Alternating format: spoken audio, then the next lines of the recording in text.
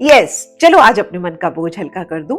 पता है कुछ टाइम से मैंने अपने लेवल के दूसरे चैनल्स में बड़ी ताका झाकी शुरू कर दी थी। हर टाइम देखते रहना उनके कितने व्यूज आ रहे हैं, कितने सब्सक्राइबर्स बढ़ रहे हैं।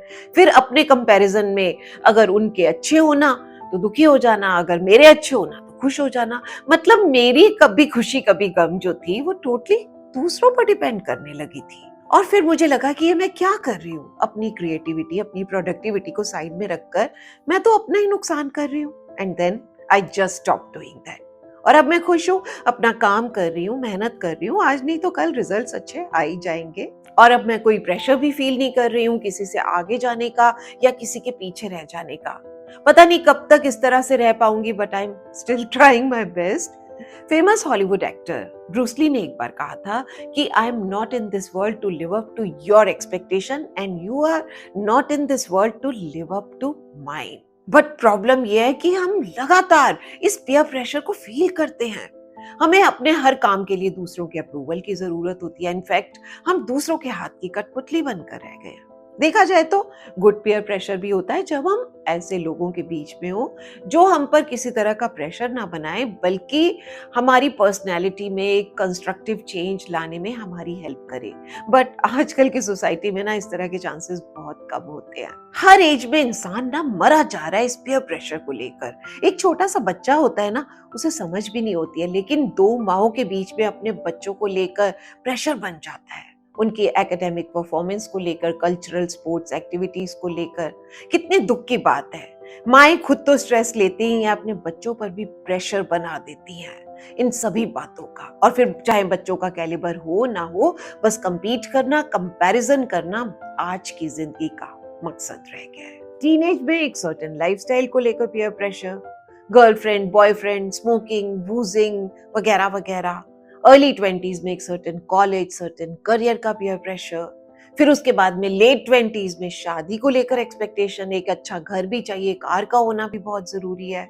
अर्ली 30s में बच्चे को लेकर पीयर प्रेशर, आपका सैलरी पैकेज क्या है, आपने कौन कौन से कंट्रीज में अभी तक हॉलीडेज मनाई है, इन सब बातों का पीयर प्रेशर बनता जाता है। लेट 30s में आपकी नेटवर्थ मैटर करती है, बच्चों की परफॉर्मेंस जो है वो सेंटर स्टेज पर आ जाती है, बच्चों को लेकर कंपटीशन जो होता है वो इंटेंस हो जाता है, जिसकी वजह से आप पेरेंट जिला में बदल जाते हैं।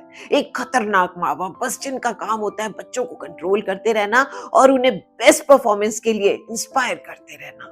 और फिर अर्ली 40s शुरू होता है और अब आपके अंडर में कई बार बहुत से लोग काम भी कर रहे होते हैं, आपके टीनेज बच्चे भी होते हैं अब तक, है ना।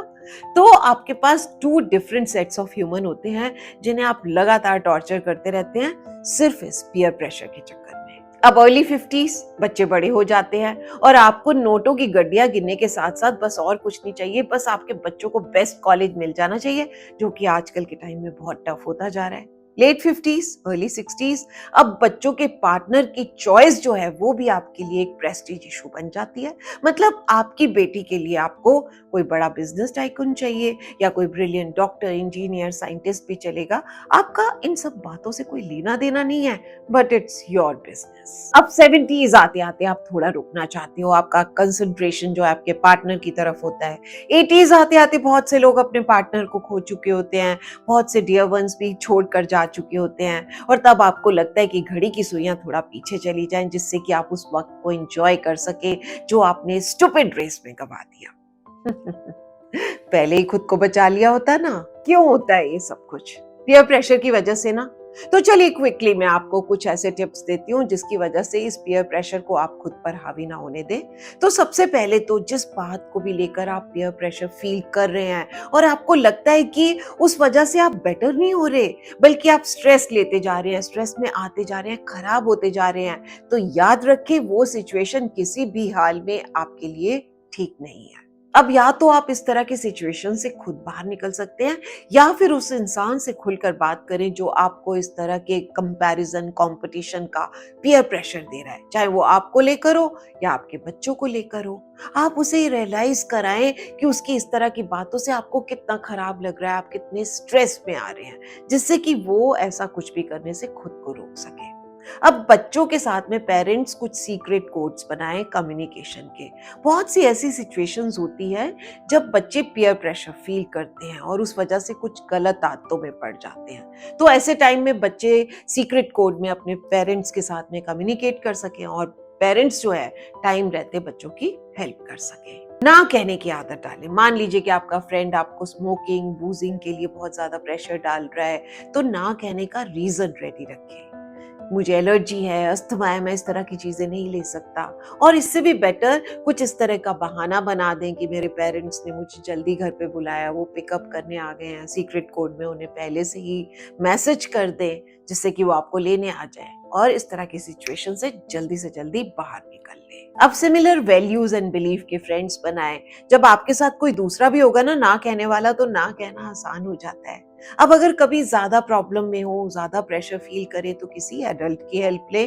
पेरेंट्स, टीचर, काउंसलर्स जो आपकी बात को ध्यान से सुने, आपको कुछ ऐसी स्ट्रैटेजीज दे सके जो कि आपको इस तरह के पीयर प्रेशर से बचाने में हेल्प कर सके। राइट? चलिए, आज के लिए इतना ही। चलती हूँ, फिर मिलती हूँ नेक्स्ट वीडियो में। Till then, stay safe, stay happy. Bye bye, love you all.